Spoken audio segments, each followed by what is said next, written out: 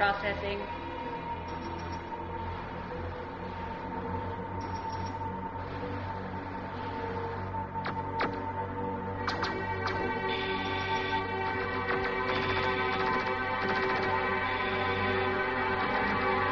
Specify area for splashdown. Gulf of Mexico. As close to Port of New Orleans as possible without being detected. Processing.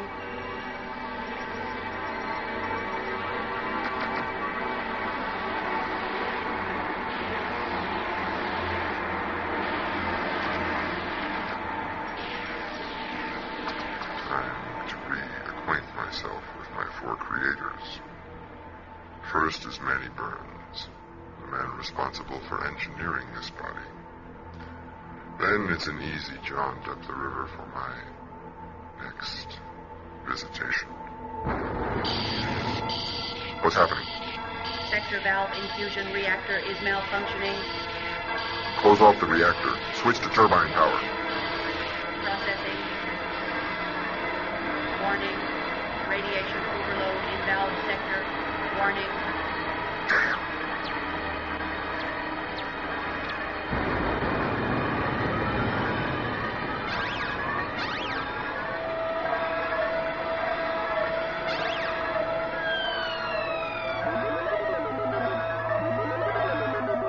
Computer, damage control.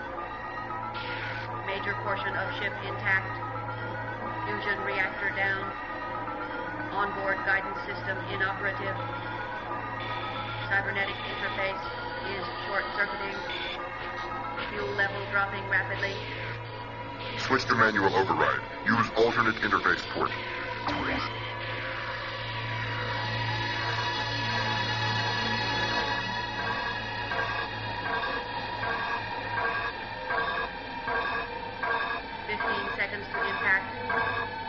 Estimate impact coordinates.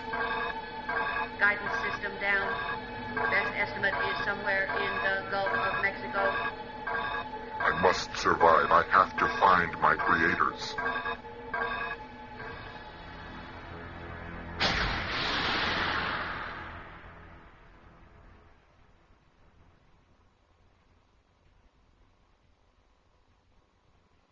A spacefaring robot has returned to Earth. Created with artificial intelligence to explore new worlds, it has abandoned that mission and now moves with a different and perhaps sinister purpose. Sci-Fi Radio presents the first of a two-part adaptation of Roger Zelazny's novella, Home is the Hangman.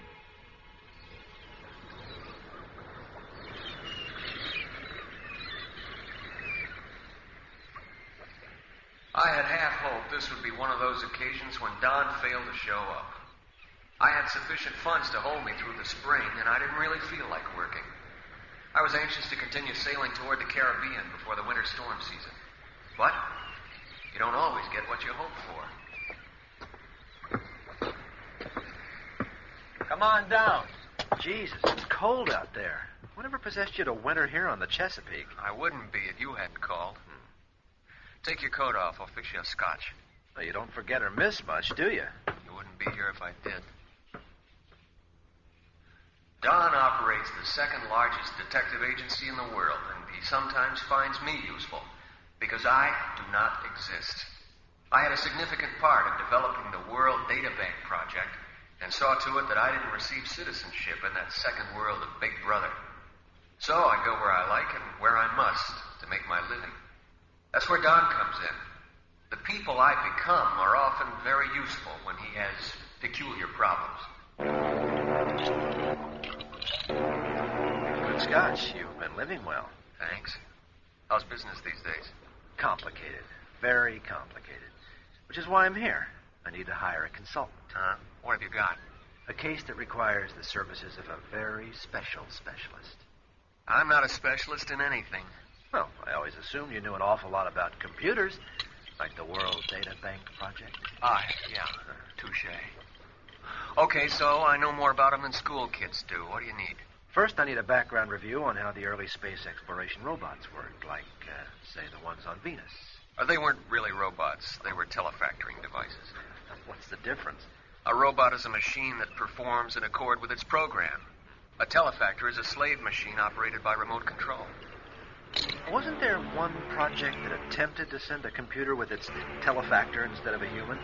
Only the computer wasn't a computer, and the telefactor wasn't a telefactor. I think you're talking about the Hangman. Yes. How did it work? Ultimately, it didn't. Oh, but it worked at first. Only on the easy stuff. It was written off as a failure in artificial intelligence. Artificial intelligence? Yes, if I remember correctly, 3 engineers from the University of Wisconsin developed a device known as a superconductive tunnel junction neuristor. They packed over 10 billion of these neuristor cells into its brain. The thing then created its own schematics of least resistance and began functioning like it had something close to a human brain. At that point, would it be considered a robot? Not exactly. The Hangman made its own decisions, but it was too complex. That was probably what broke it down. Inevitable free will? No, its basic design was flawed. Its brain pattern was too random to handle all the gimmicks they attached to it. When its tasks became complicated, the Hangman overloaded from its initial programming. Is there anything else you remember about it? It's been almost 20 years since I read anything about it, but another thing that sticks in my mind was the way they communicated with it. How was that? It had a special cybernetic interface that allowed it to link up with whoever had on the communicator helmet. Sort of a mind-reading gadget. Oh, yeah, one other thing. It was powerful. Maybe a dozen times as strong as a man. But why so much interest in a defunct piece of equipment? Your information is incorrect. The Hangman worked well enough to be launched on an exploration mission. It's been gone for years. Presumed lost.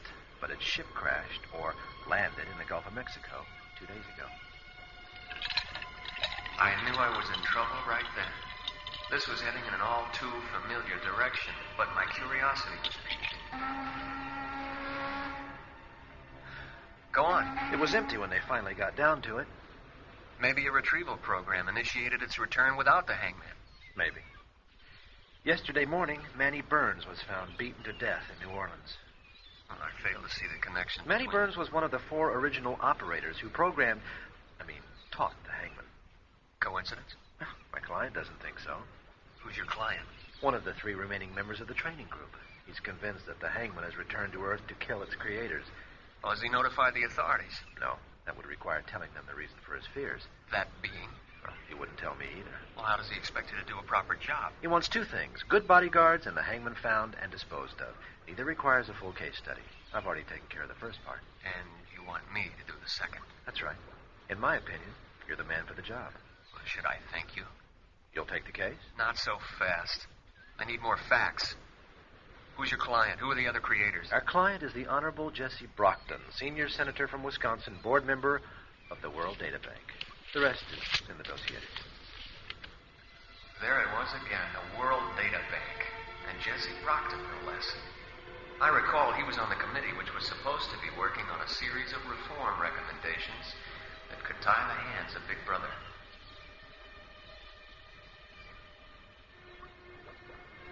The senator is dying of bone cancer, and he's paranoid he won't finish his work before the disease kills him. And now he's got the Hangman to contend with. Although I couldn't actually care less about the Hangman, I did have a vested interest in the World Data Bank, a monster I helped create. There was no backing out now. Do the others feel the same way? No. They seem to believe the same as you, that the Hangman's ship returned empty-handed and the Burns murder was just a coincidence. It does seem peculiar that Brockton is the only one afraid of the device. Yes, it does. And that he gives no reasons. True. Plus, from this report, it seems that the doctors believe his condition is affecting his mind. Well, I have no doubt he's neurotic, but he's by no means insane. Have you got the specs of the Hangman and the police report on the Burns killing? It's all in the dossier. I'll need to be able to reach you 24 hours a day. No problem. Glad to have you aboard.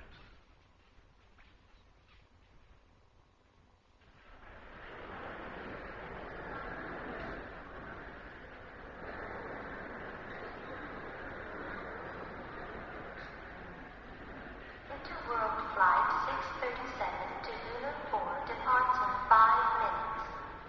Stellar Flight 407 from Mars Central has arrived at Space Dock 23. I had read the dossier on the hover lift en route to Dulles Spaceport. My first destination was St. Louis to visit with one Lila Thackeray, a psychiatrist who claimed to know the Hangman's mind better than anyone else. But according to Brockton, David Fentress was the brain expert with a degree in cybernetics. Unfortunately, our paths had crossed many years ago at the World Data Bank. At the time, I viewed Fentress as one of the major problems of the Data Bank project. I decided to visit Dr. Thackeray first in hopes of avoiding contact with someone who knew my real name.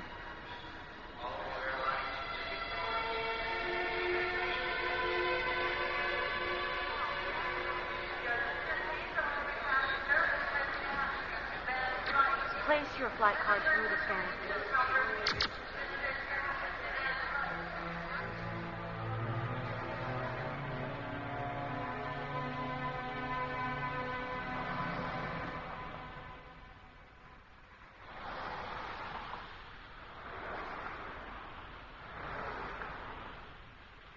Hey, you want me to put this fare on your World Data account?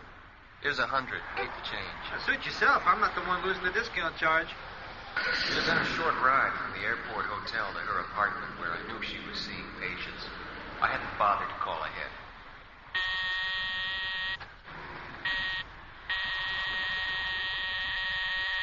Yes, can I help you? I used one of my usual aliases. Dr. Thackeray, my name is Walter West. I'd like to talk with you about a device known as the Hangman. I'm sorry, but I'm very busy right now. I've come a long way and only have a few things to ask you. Are you with the government? No. Do you work for Brockton? No, I'm something different. Very well. I'm in the middle of a group session at the moment. You can wait in the lobby. Thank you. I lit a cigarette and waited, collecting my thoughts.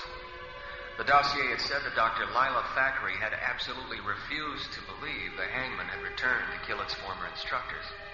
For a woman of such strong beliefs, she seemed on edge.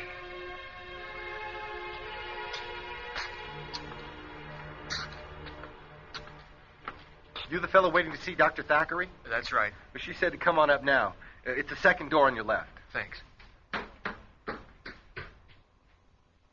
Dr. Thackeray? Won't you come in? Would you care for a cup of coffee? Thanks, that'd be fine.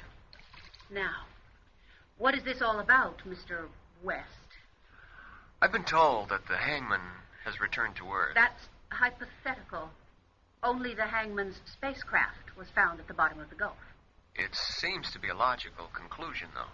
It also seems reasonable that the Hangman sent it on a rendezvous with Earth many years ago, and it's just now returned. Why would the Hangman strand itself out there? I'd like to know the reason for your concern. News media? I'm a science writer. Straight tech, mostly. But I'm not after a piece for publication. I was retained to do a report on the psychological makeup of the thing. For whom? A private investigation outfit. I rarely know who's paying the check. Since the Hangman's personality is basically the composite of its four creators, it seemed interviewing you was a logical step. I see. You were told about Manny Burns? Yes. Very unfortunate. You don't find it odd that only days after the Hangman ship has returned, one of its original operators is murdered? You must be working for Senator Brockton, whether you realize it or not.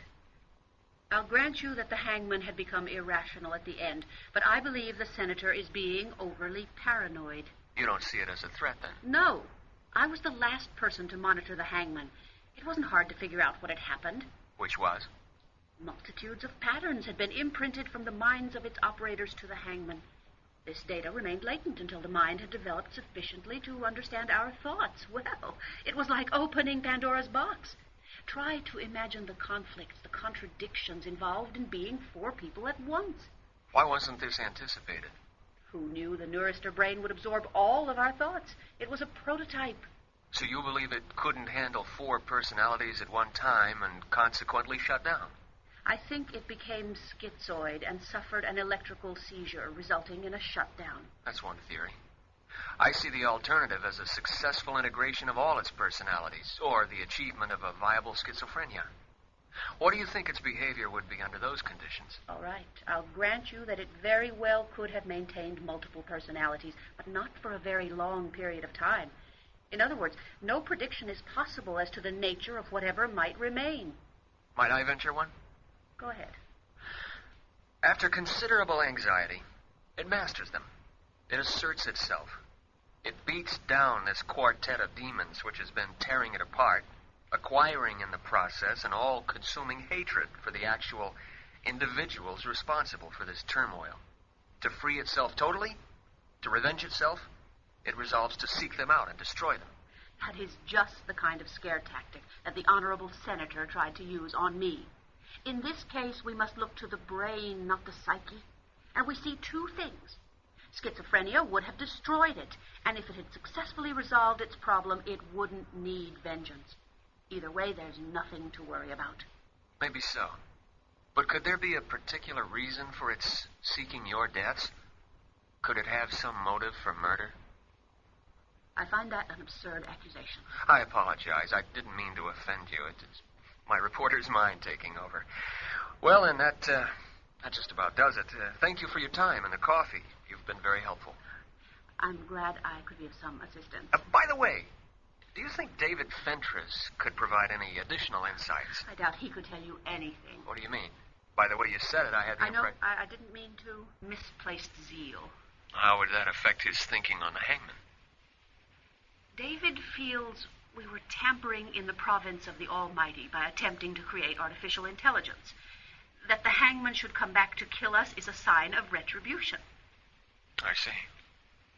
I doubt if that would help my story. I shouldn't influence you like this. Go see David. He might be able to help you. Something told me to shake my head. A bit of difference between this view of him, my recollections, and the dossier that said that Dave knew the hangman's brain but was not especially concerned. No, I think this should do it. Thanks again. Then good day, Mr. West. My intuition told me that Lila Thackeray was hiding something, just as the senator was. Her explanation of the psyche had been most helpful, but only David could tell me about the mechanical makeup of the Neurister brain. First, though, it was back to the airport hotel for a hot shower and dinner before heading to Memphis for an unavoidable visit with David Fentress. This wasn't an option I relished, but one that was necessary, because I'd come to the conclusion that the hangman was back for a reason and was killing with a vengeance.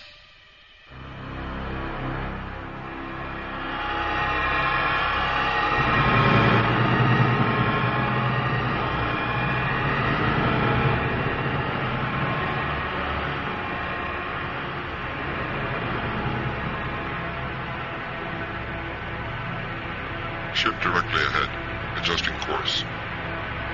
Target Memphis, and the man who created my brain, David Fentress.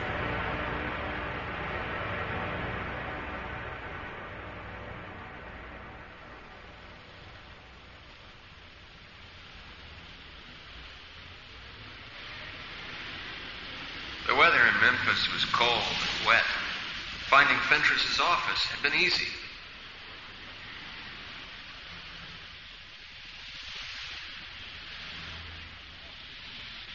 Hello, anyone home? Back here. I waited at the counter while the man worked on a terminal with his back to me. Yes. My name is Walter West. I'm looking for David Fentress. Well, you found him. What can I do for you? I'm assisting in an investigation concerning a project with which you were once associated. The hangman. Oh. Yes, I'm doing a report. And you want my opinion as to how dangerous it is? Sit down. How did you know it involved the hangman? Because it's come back, and it's the only thing I've been connected with that warrants that much concern. Do you mind answering a few questions? Well, I have a few minutes before my next appointment. Thanks. How dangerous is it? Well, not very, except to 3 people. Formerly 4. Precisely. Why is that? We were doing something we had no business doing. That being? Attempting to create artificial intelligence. And what was wrong with that? We were stepping past our mortal bounds. On a religious note, I would have to point out there's no biblical injunction against it. And a theologian would counter with the fact that times have changed since the good book was written. Our morals must correspond with our complex society. But I was talking in more of an abstract manner. How so? Just that we were setting ourselves up on a level with the Creator. And that bothered you? Well, not at the time. But now... I see. Since it is said that man was fashioned in the Creator's image, it would seem only logical that man would follow on a similar line. An act of conformance with the divine ideal, if you like. But I don't like. Man can only rearrange what is already present. Only God can create. Then that would leave you off the hook, so to speak. Not hardly. Being aware of this and still trying is where the presumption comes in. Of course, if you were not presumptuous at the time, then the Almighty would be inclined to give you the benefit of the doubt. Not bad, Mr. West, but I believe that a judgment may have already been recorded, and we may have lost 4-0. Then you see the hangman as an avenging angel. Sometimes, yes. Yes, I believe it has returned to exact the penalty. Deciding what the Almighty has in store for us is in the same vein as creating, isn't it? Your logic is relentless, but in this case unfounded. I'm willing to admit I might be wrong and that the hangman might have other motives. Such as? Well, you're the investigator. You tell me. I wish I could. The firm I'm working for would like to protect you people. If you could shed any light on this case, it would be most helpful. If not for yourself, then for the others. They may not share in your beliefs, and you have just admitted you might be wrong. Despair, by the way, is also considered a sin by a great number of theologians. What do you do, anyhow? I'm a science writer, mostly petrochemistry and marine biology. An unusual choice for a job such as this. I was available. My boss knows I do good work. Well, Mr. West, let me ease your fears. If our time has come, there's nothing any of us can do. If not, however, we do not need any protection. I'll stop the hangman personally right here before anyone else is hurt. You sound very self-assured. May I ask how you'll stop it? With the communicator helmet. Its telefactor circuits are still intact. Otherwise, the hangman couldn't function without shutting itself down. Now, if it comes within a quarter mile of here, the helmet will emit a loud humming, and a light will blink. I'll then don the helmet and take control of the hangman, disconnecting its brain. Interesting. But you'd have to be very careful when you disconnect it or things could get hot. I thought you said you were in ocean petrology. I'm a tech writer with bits and pieces from all over. I reviewed the hangman's schematics when I accepted the job. Of course, that would explain much. Why don't you bring in the space agency on this? Well, I thought you were with the government. Sorry, I didn't mean to mislead you. I work for a private investigation outfit. I see. Well, that means you work for the senator. Will you tell Jesse that he has nothing to worry about? What if you're wrong? What makes you so certain that you're next in line and not one of the others? Well, take a look at the map. It landed in the Gulf. Manny was right there in New Orleans, which made him first. Then moving up the Mississippi, there's Memphis, followed by St. Louis. The hangman can move underwater like a controlled torpedo.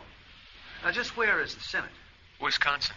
Well, the puzzle is solved. I'm next if it follows a logical line of progression, which I'm certain it will since I built its brain. But how does it know where to find all of you?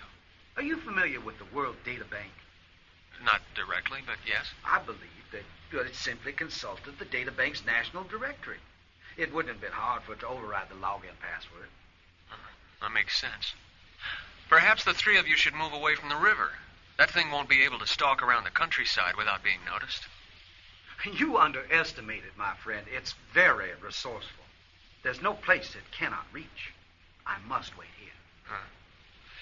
If it's not the Divine Avenger, then you're jeopardizing the others by withholding information that could save them. Well, I'll just have to learn to live with that guilt, too, as they do theirs.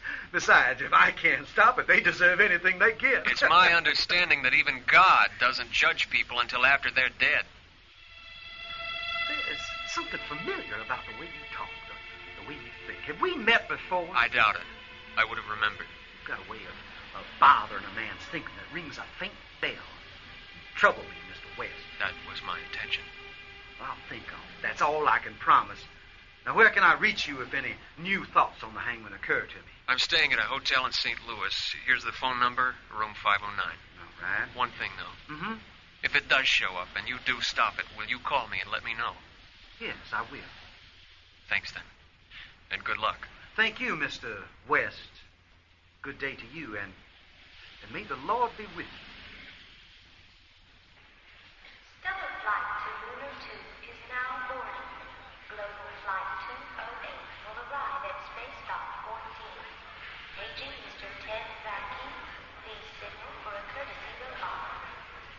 That'll be $10 for the scotch. Thanks.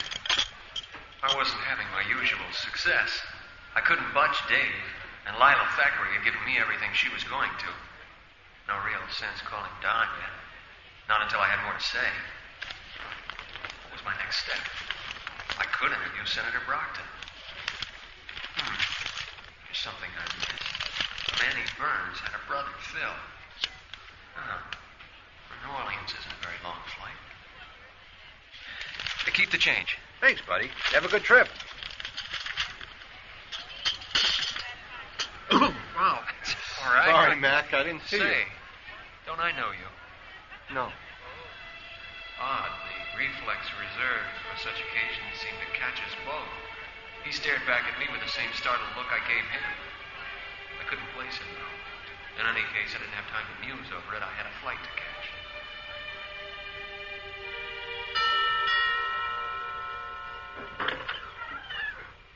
Yes? May I speak with your father? Go back to your room, darling. What do you want? It's about your brother. Yeah? Could I come in? It's kind of complicated. Tell me out here. I just wanted to find out whether he ever spoke to you about a piece of equipment he once worked on called a Hangman. Are you a cop? No. Then what's your interest? I'm working for a private investigation agency trying to track down some equipment once associated with the project. It could be dangerous. Let's see some identification. I don't carry any. What's your name, then? Walter West. And you think my brother stole some of your equipment? Let me tell you something. No, not stolen, and I don't think he has it. What then? It's robotic in nature. Because of Manny's special training, he knew how to find it. He might even have attracted My brother was a respectable businessman, and I don't like accusations, especially right after his Sir, funeral. please, I should call the cops. Just a minute. Suppose I told you we had reason to believe it might have been this robot that killed your brother. I ought to pound you to a pulp. Hey, what did I say? You're as stupid as you look. Don't you read the paper? They caught the guy who did it. Here. I scanned the front page. Simple and to the point. Today's latest. A suspect had confessed. New evidence corroborated it. Look, I'm sorry. I really didn't know about this. Get out of here. You make me sick. Sure, I understand. Wait a minute. What? This little girl. I'm very sorry. So am I. But I know her daddy didn't take your damned equipment. Sir, would you like one last drink? Yes, thank you. Are we still far enough away from the airport to use the video phone? Yes, sir. You can just dial direct. It was time I called Don. Since things suddenly seemed less urgent, I waited until after dinner. Senator Brockton would doubtless be pleased to learn that his initial estimation of events had been incorrect. Lila Thackeray would give me an I told you so smile when I called her to pass along the news, a thing I now felt obliged to do. Don might not want me to keep looking for the Hangman now that the threat had been lessened. I paused before punching out the number he had given me and hit the sequence for my hotel in St. Louis instead. Merely a matter of efficiency in case there was a message worth adding to my report.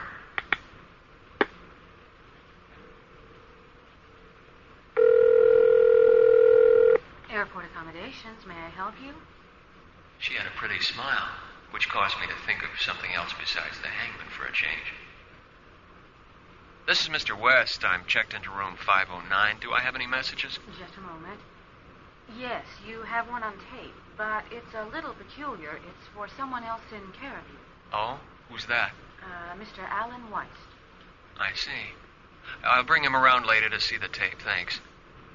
So, David seen through me after all.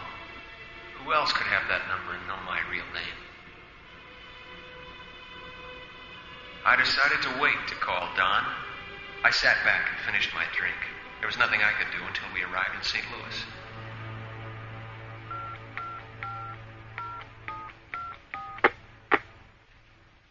Hotel accommodations. Can I help you, Mr. West? Yes, patch my message through to my room, please. Certainly, sir.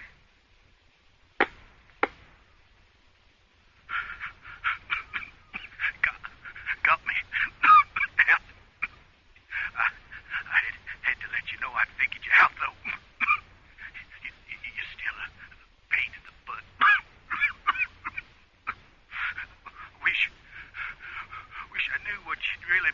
you all these years. I was shocked at the sight. David didn't look too good. He was leaning back in his chair, covered in blood from a severe head blow. I didn't hear the helmet. Sneaked up on me while I was having you checked out. I had to let you know what I learned. Still don't know which one of us is right. Pray for me.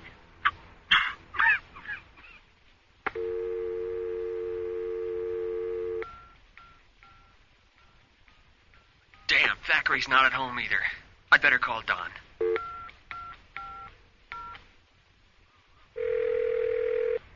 Hello? Don, it's me, Alan. I'm glad you called. Have you heard the news? About the Burns killing? Yes, they found the murderer. A real nutcase, too. I guess that about wraps up the Hangman scenario. It's a nice idea, though. I mean, actually believing that a robot could possess artificial intelligence. It's not so far-fetched. Oh? What are you talking about? I got a tape message from David Fentress.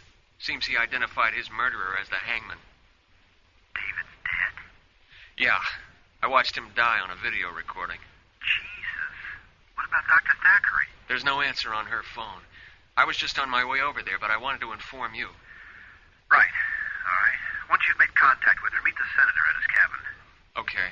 I better be going.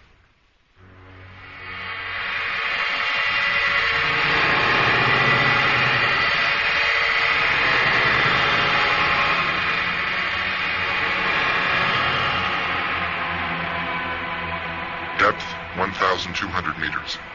Adjusting course for currents. 20 miles to the lakeshore of Wisconsin and my father's cabin.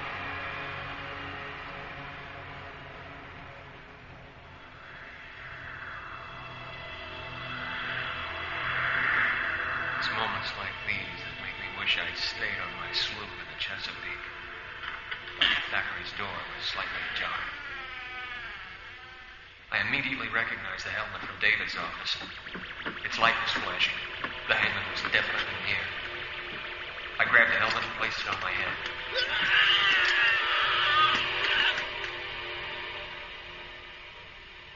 The best way to describe those few seconds of contact with the Hangman would be sensory overload. I'd seen what it saw, heard what it heard, thought what it thought, but then he was gone. I knew from those vague impressions that the Hangman was frustrated, angry, and that he was heading north. I turned my attention to Lila. By the awkward tilt of her head, I knew her neck was broken. The Hangman was 3 for 3. I wrapped the helmet in one of the doctor's overcoats and headed back to the airport.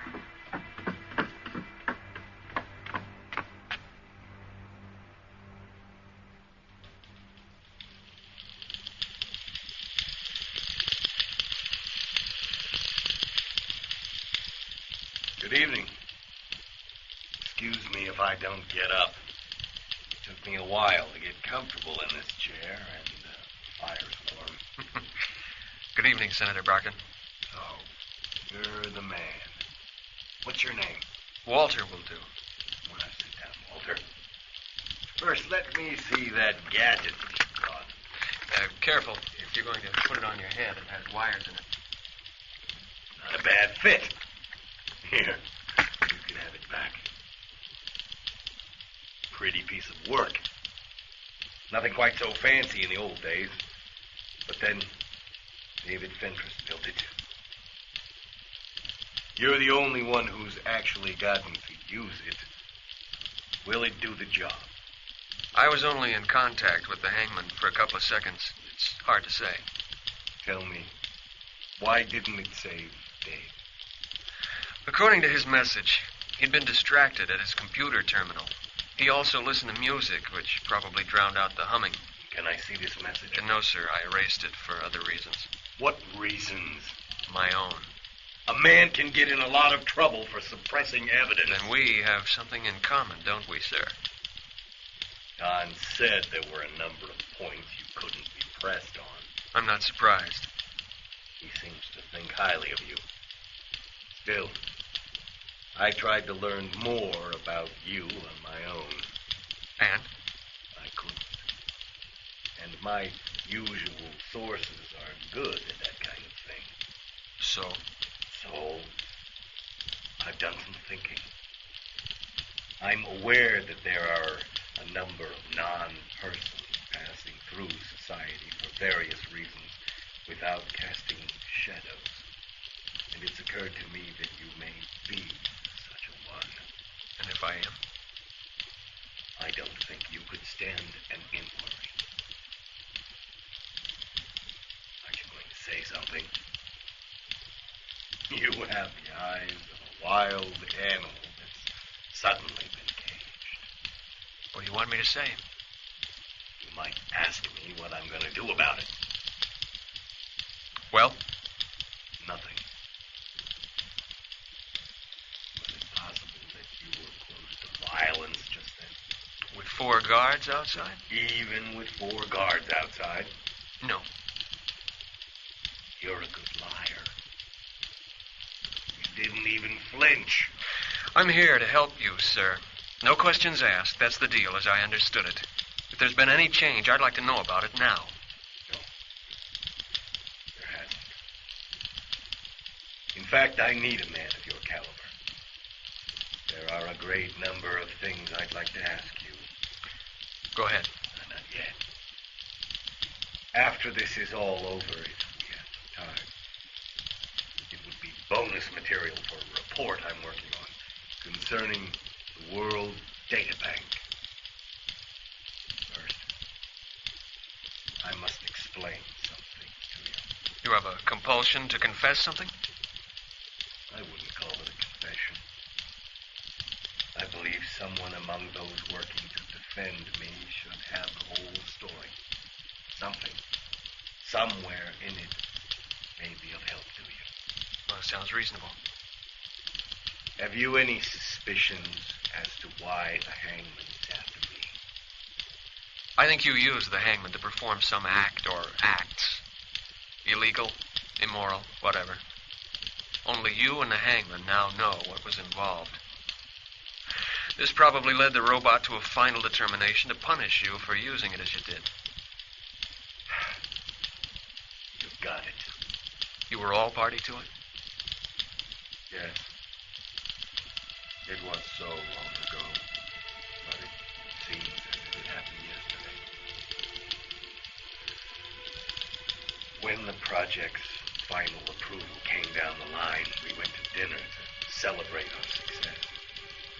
One drink led to another, and soon we decided the Hangman be included in our celebration. We went back to the lab, activated the Hangman, and took turns as operators. Dave managed to sneak the damn thing out of the center complex. We were all watching on the monitor and having a grand time. I took it to a nearby town. Then when Manny operated it, he shut off the monitor. He stayed on it so long that I got nervous. After all, we were risking not only our careers, but the project as well. By the time my turn came around, all I wanted to do was get the Hangman back to where it belonged. But when I took the controls, it was in a bank. Apparently, Manny thought it would be funny if we broke into the vault. I fought down the urge to turn the Hangman, exit through the nearest wall, and start running. I directed it back to the door. That's when the guard turned his flashlight on. He had a gun in his other hand. I panicked and, on my reflex, hit him full force. With the Hangman's power, the guard must have died instantly. Then, I ran the Hangman back to the center. They monitored all this? Yes. Manny had turned the monitor back on when I took over. He thought they'd all get a kick out of watching me squirm in the bank. Did they try to stop you at any time? No. Afterward, they all said they were too shocked to do anything but watch. I see. You're the only one I've told this to.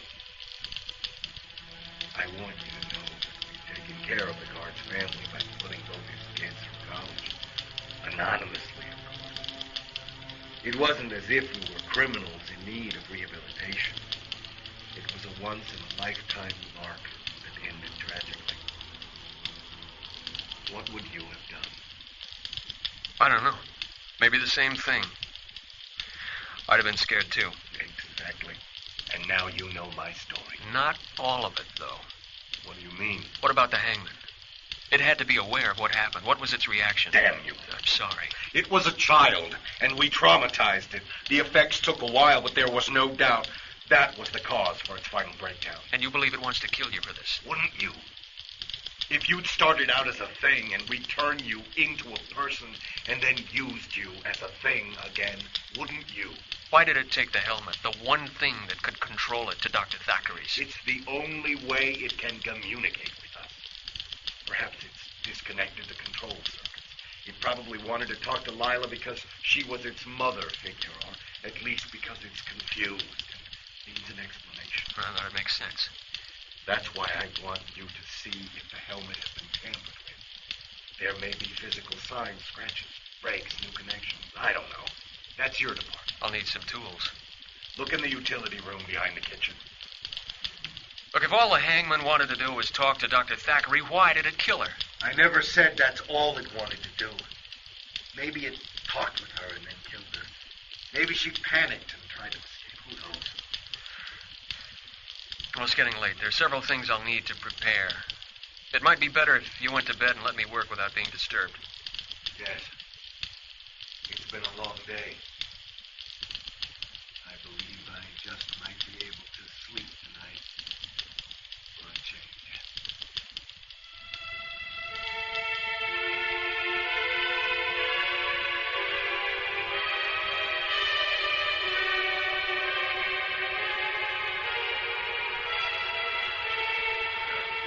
What's that thing you're working on? I've never seen an explosive device like that. It's a charge designed to explode toward the object it's attached to. By twisting the cap off, you see, the timer begins giving you about 5 seconds to get away. Yeah, not bad if you're in a hand-to-hand situation. But I doubt it'll get that far. I mean, even if this hangman thing gets past Tom and Clay, we'll still have to deal with my flamethrower. Plus, Larry's an expert shot with his grenade launcher. No, sir, that thing won't get close at all. Hey, let's go. Let's go. It's here.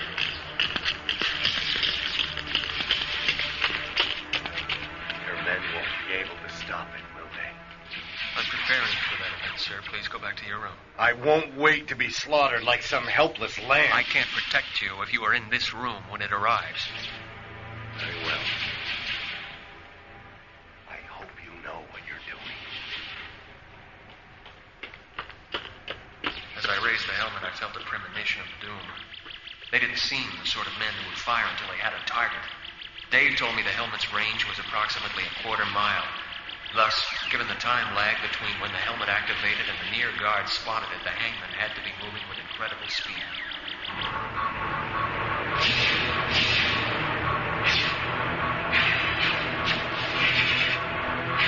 Adjusting. Target 20 meters. Incoming threat. Adjusting.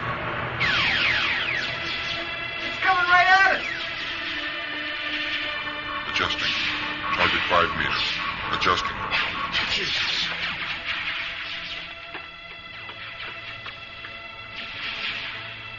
It knew what I had in my hand. The hangman broke contact before I could place the charge. Damn, it was fast. And now it was cautious as well.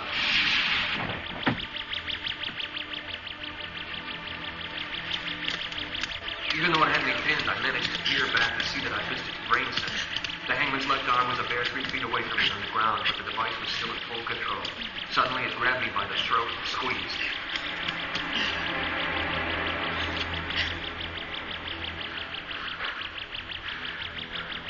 Yes, you live and you wear the helmet. If you attempt to use it against me, I shall remove it. I am standing directly behind the senator's chair. My hand is on the helmet rim. I understand. What is it that you want? Very little, actually, but I can see that I must tell you some things before you will believe this. You see correctly. Then I will begin by telling you that the 4 men outside are basically undamaged. I have secured them, however, for obvious reasons. That was considerate of you, I have no desire to harm anyone. I came here only to see Jesse Brockton. The same way you saw David Fentress? I arrived too late to see David Fentress. He was already dead when I reached him. Then who killed him? The man Lila sent after the helmet was one of her patients. The incident returned to me and fell into place with a smooth, quick, single click. The startled, familiar face at the airport as I was leaving Memphis.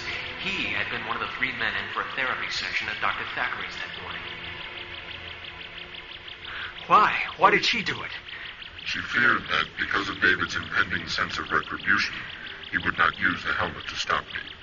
She sent her patient after the helmet. He returned in an agitated state, fearful of arrest and incarceration. They quarreled.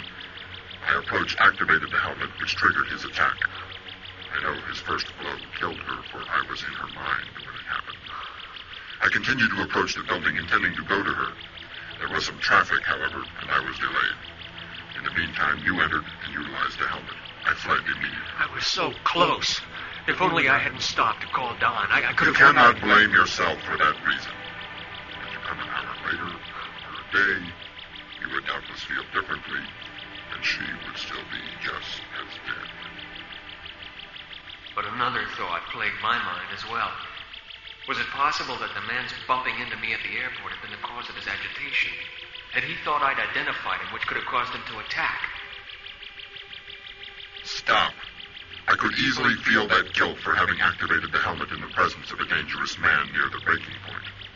But you are not God. You cannot control people, especially when you are ignorant of the effects. It was years before I learned to appreciate this fact, and I have no intention of abandoning it now. Guilt has driven and damned the race of man since the days of its earliest rationality. It is ironic that her own guilt of the past set in motion the events that amounted to her own demise. I am a product of guilt, but I see you already knew that. Its product, its subject, its slave.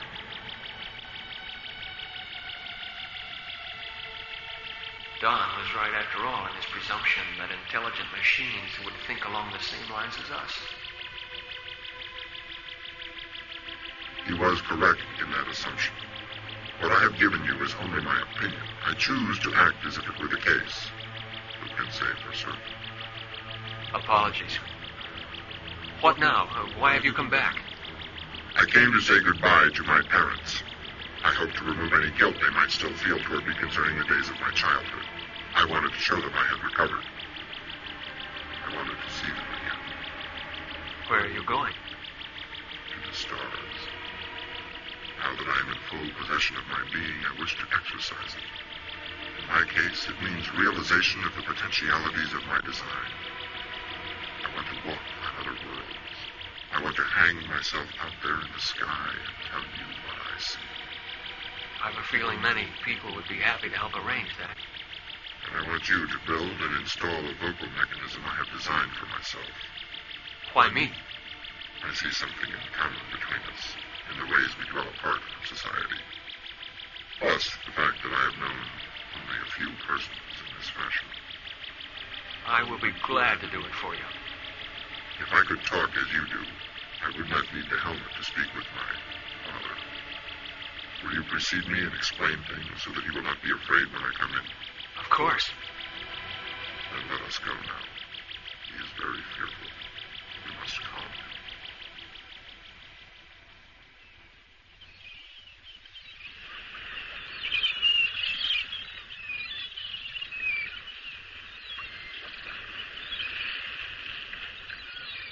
It was a week later to the night that I was sitting in the cabin of my sloop, preparing for the sail down to the Gulf. The story was already in the news, but Brockton had fixed things up before he let it break. The Hangman was going to have his shot at the stars. I'd given him his voice and put back the arm I'd taken away. I envied him. A great number of things, not the least being that he was probably a better man than I was. I also had a feeling this thought should have made me happier than it did.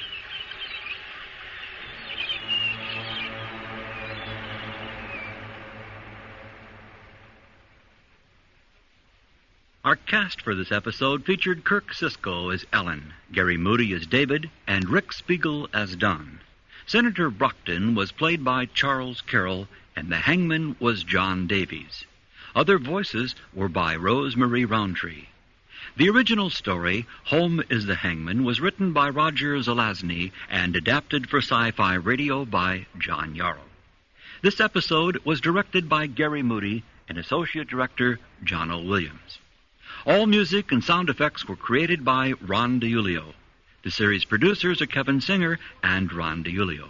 Support for this program has been provided by a grant from the Corporation for Public Broadcasting.